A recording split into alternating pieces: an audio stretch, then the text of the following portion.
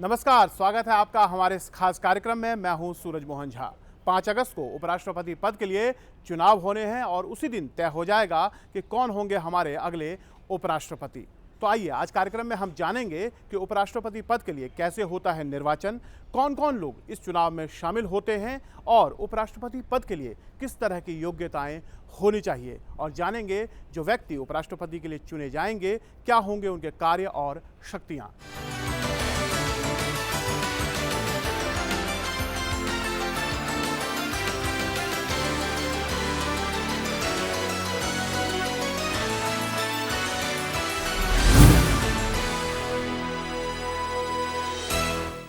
संविधान निर्माताओं ने भारत को एक गणतंत्र बनाने का संकल्प लिया था और इसे भारत में संविधान की उद्देशिका में प्रतिष्ठापित किया।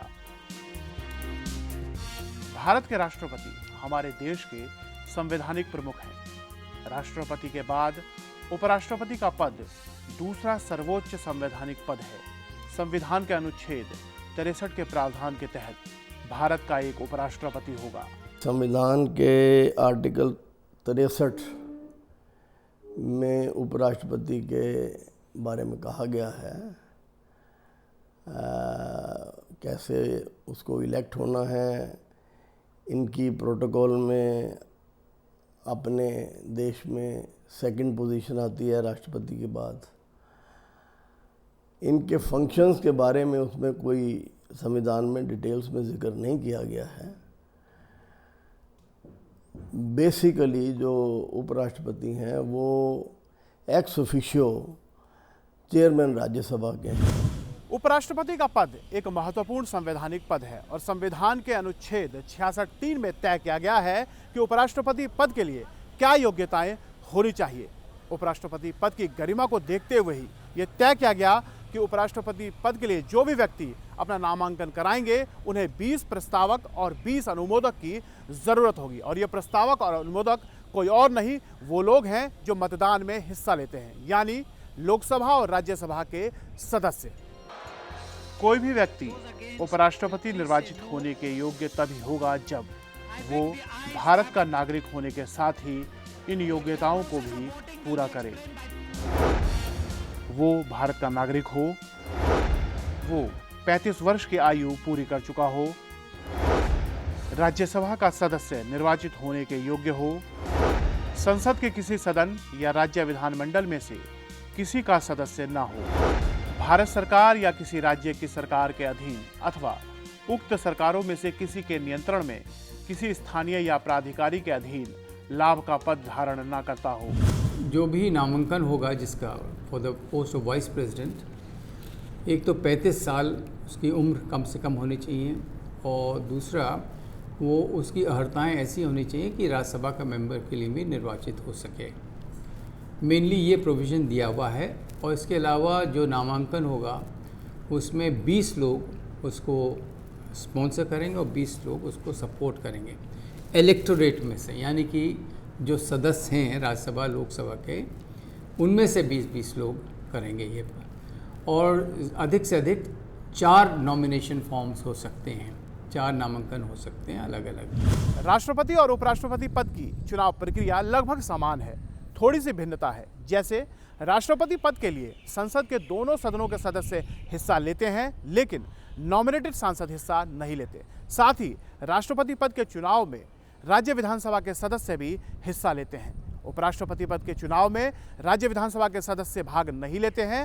साथ ही संसद के दोनों सदनों के सदस्यों के साथ में नॉमिनेटेड सांसद भी उपराष्ट्रपति पद के चुनाव में वोट डाल सकते हैं। साथ ही उपराष्ट्रपति पद का चुनाव गुप्त मतदान के द्वारा होता है और इसमें पार्टी का व्हिप जारी नहीं किया जाता।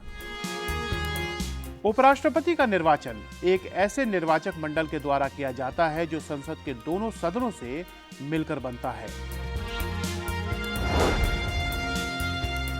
उपराष्ट्रपति का चुनाव परोक्ष होता है, जिसके निर्वाचक मंडल में राज्यसभा और लोकसभा के सदस्य शामिल होते हैं।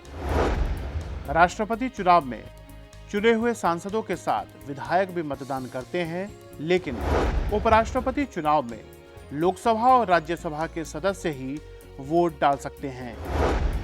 खास बात यह है कि दोनों सदनों के मनोनीत सांसद राष्ट्रपति चुनाव में मतदान नहीं कर सकते, लेकिन वे उपराष्ट्रपति चुनाव में वोटिंग कर सकते हैं। इस तरह उपराष्ट्रपति चुनाव में दोनों सदनों के 790 निर्वाचक हिस्सा लेंगे। राज्यसभा में चुने हुए सदस्य 233 और मनोनीत सदस्य 12 होते हैं। लोकसभा में चुने हुए सदस्य 543 और मनोनीत सदस्य 2 होते हैं। इस तरह देखा जाए तो कुल निर्वाचक 790 होते हैं। ये निर्वाचन अनुपातिक प्रतिनिधित्व पद्धति के अनुसार एकल संक्रमणीय मत और गुप्त मतदान के द्वारा होता है। उपराष्ट्रपति पद के लिए अभ्यर्थी का नाम 20 मतदाताओं द्वारा प्रस्तावित और 20 मतदाताओं द्वारा समर्थित होना चाहिए। उम्मीदवार को 15,000 रुपए की जमानत राशि जमा कराना आवश्यक होता है। ये इलेक्शन है proportional representation by means of single transferable vote और सीक्रेट बैलेट, ये दो एसेंशियल चीज़ें हैं।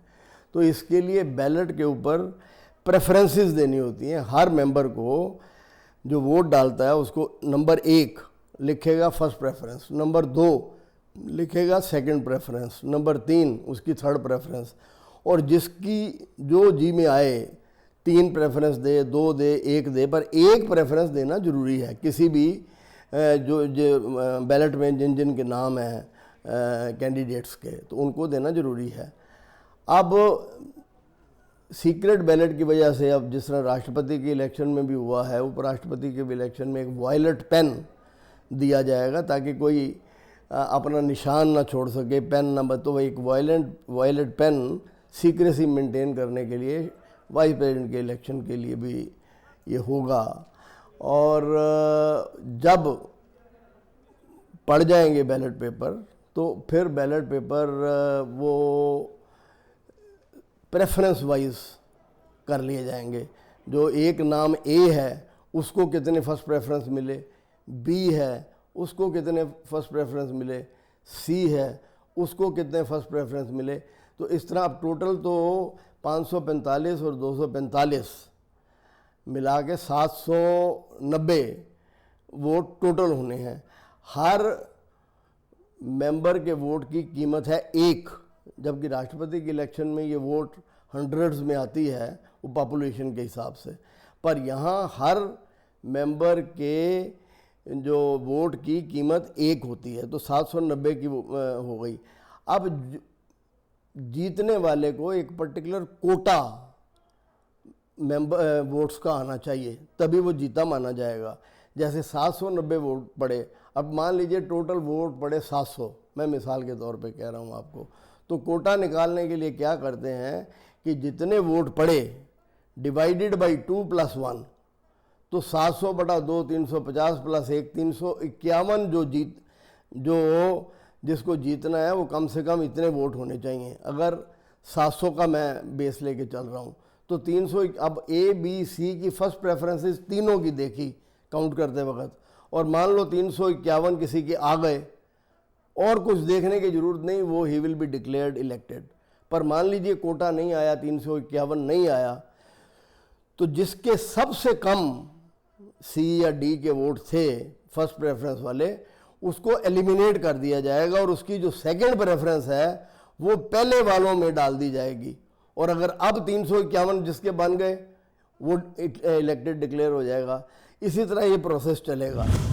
संविधान ने उपराष्ट्रपति पद को काफी शक्तियां दी हैं। जैसे अगर किसी कारणवश कभी राष्ट्रपति का पद रिक्त होता है तो उपराष्ट्रपति को कार्यवाहक उपराष्ट्रपति के तौर पर कार्य करना होता है। और एक अहम जिम्मेदारी जो संविधान ने उपराष्ट्रपति को दी है वो है राज्यसभा के पदेन सभापति की, जिसमें उन्हें सदन का संचालन करना होता है। संविधान के अनुच्छेद 100 में एक अहम ताकत जो उपराष्ट्रपति को राज्यसभा के पदेन सभापति के तौर पर दिया गया है वो ये कि कभी राज्यसभा में अगर मतदान की स्थिति होती है और सदन बराबर होता है, यानी टाई होता है मामला, तो निर्णायक वोट देने का अधिकार अनुच्छेद 100 के अनुसार सभापति का होगा, यानी कि उपराष्ट्रपति का। उपराष्ट्रपति को संविधान के द्वारा कई कार्य और शक्तियां प्रदान की गई हैं। उपराष्ट्रपति राज्यसभा का सभापति भी होता है।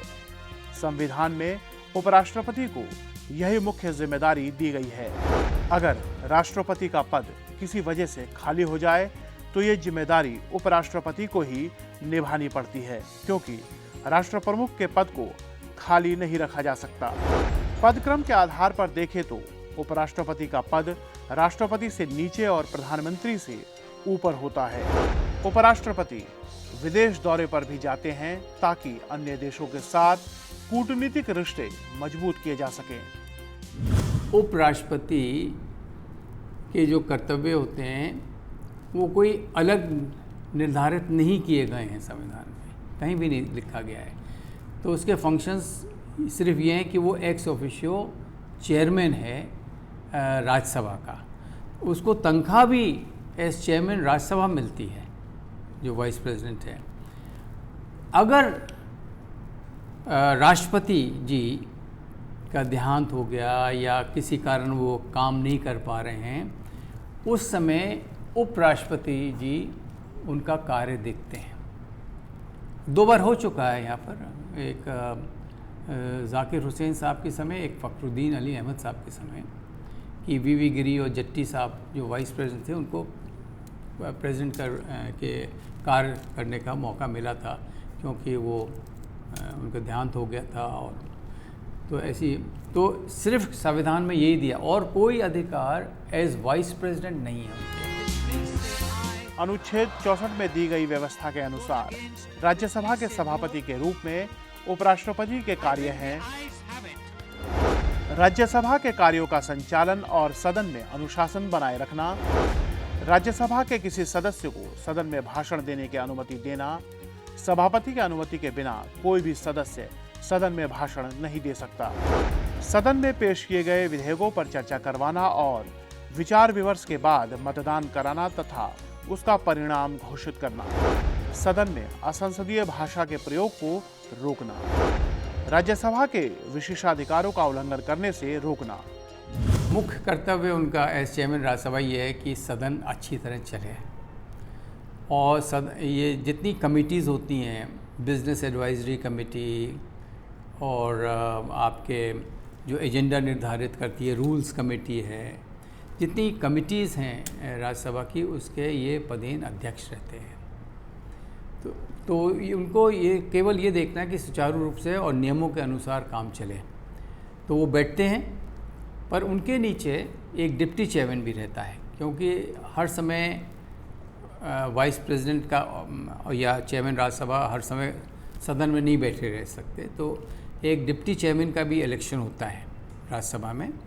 तो उनकी जब भी वो वाइस प्रेसिडेंट या चेयरमैन उठ जाते हैं सदन से, तो डिप्टी चेयरमैन काम देखता है। इसके अलावा डिप्टी चेयरमैन के भी नीचे 5-6 वो रहते हैं, जो कि अगर डिप्टी चेयरमैन ना रहें तो वो ऑफिशिएट कर सकते हैं चेयरमैन। तो जितना क्वेश्चन आवर, जो जितने स्पीकर के फंक्शंस हैं लोकसभा के, वैसे ही फंक्शंस चेयरमैन राज्यसभा के हैं।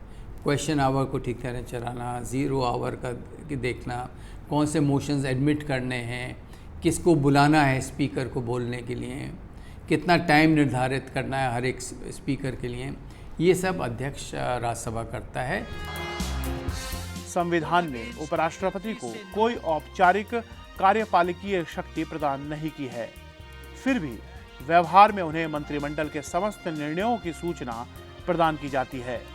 उपराष्ट्रपति विभिन्न राजकीय यात्राओं में राष्ट्र का प्रतिनिधित्व करते हैं। सरकार उनको किस तरह इस्तेमाल करती है कि आपके फॉरेन डिप्लोमेटिक मिशंस आए, उनसे बातचीत कर ली, या आपको बाहर भेजा एज वाइस प्रेसिडेंट, उनसे नेगोशिएशंस करने के लिए दूसरी कंट्रीज़ में भेज दिया। अदरवाइज़ जैसे प्रेसिडेंट के फंक्शंस निर्धारित हैं संविधान में, वाइस प्रेसिडेंट के लिए कोई उनके फंक्शंस निर्धारित नहीं है। और ये सिर्फ it's except as chairman Rajya Sabha, और उसी तरह काम करते हैं, उसी की देखभाल, मेन ड्यूटी वही है। उपराष्ट्रपति पद का प्रावधान भारत में अमेरिकी संविधान से लिया गया है। भारत में कार्यवाहक उपराष्ट्रपति का कोई प्रावधान नहीं है और अब तक 11 उपराष्ट्रपतियों में से 6 उपराष्ट्रपति राष्ट्रपति के पद तक पहुंचे हैं, यानी संविधान के सबसे सर्वोच्च पद पर। और सिर्फ 2 ही उपराष्ट्रपति हुए हैं जिन्होंने 2 कार्यकाल को पूरा किया है। एक डॉक्टर सर्वपल्ली राधाकृष्णन और दूसरे वर्तमान उपराष्ट्रपति हामिद अंसारी। उपराष्ट्रपति का इलेक्शन जो है वो अमेरिकन पैटर्न पे है। जिस तरह अमेरिका में उपराष्ट्रपति अगर राष्ट्रपति की वैकेंसी हो जाए तो राष्ट्रपति बन जाते हैं और वो बनते हैं बाकी सारी टर्म के लिए, जबकि लोग इंडिया में राज्यसभा के जो वाइस प्रेसिडेंट हैं वैकेंसी के वक्त सिर्फ 6 महीने के लिए बनते हैं और उसके बीच में प्रेसिडेंट का इलेक्शन होना जरूरी है। 2 बार ऐसे इंस्टेंस हो चुके हैं जब वाइस प्रेसिडेंट बने थे।